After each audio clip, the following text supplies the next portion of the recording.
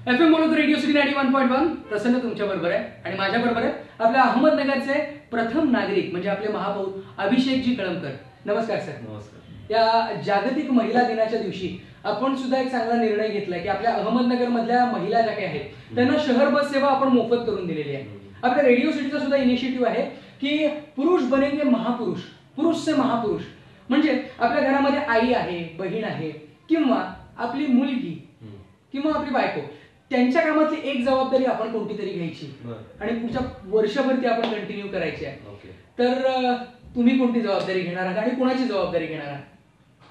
आजच्या महिला दिनाच्या निमित्ताने मी सगळ्या महिलांना या महिला दिनाच्या निमित्ताने शुभेच्छा व्यक्त करतो. आणि जो रेडिओ सिटीने इनिशिएटिव्ह घेतला आहे तर फार अप्रिशिएटिंग आहे की पुरुष बनेल महापुरुष हा जो उपक्रम आहे की कुठली तरी एक आपल्या घरातील आपली बहिणीची, आईची किंवा एक बायकोची आपण एक कामाची जबाबदारी आपण स्वतः स्वीकारायची त्या पुरुषाने. तर माझ्यासाठी जर सांगायचं तर मी ती जबाबदारी मी दिवसभरात फार बिझी शेड्यूल असतो. तर घरातून बाहेर पडत असताना इकडं तिकडं सगळ्या वस्तू वगैरे आमच्याकडून इकडं तिकडं राहतात आणि ते सगळं मेसी दिसतं घरात. आणि त्या वातावरणातून घरातील महिला सदस्यांना थोडंसं त्रास होतो.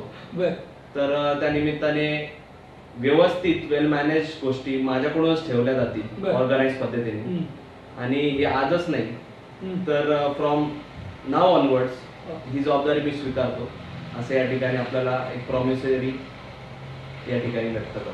नक्कीच आपल्या महापौरांनी सुद्धा त्यांची जबाबदारी स्वीकारली आहे आणि पुरुषापासून महापुरुष बनण्यासाठी त्या तयार झालेल्या आहेत. तुम्ही सुद्धा या महिला दिनाला ठरवा, पुरुषापासून महापुरुष आपल्याला बनायचंय आणि आपल्या घरातल्या महिलांची एक जबाबदारी उचला.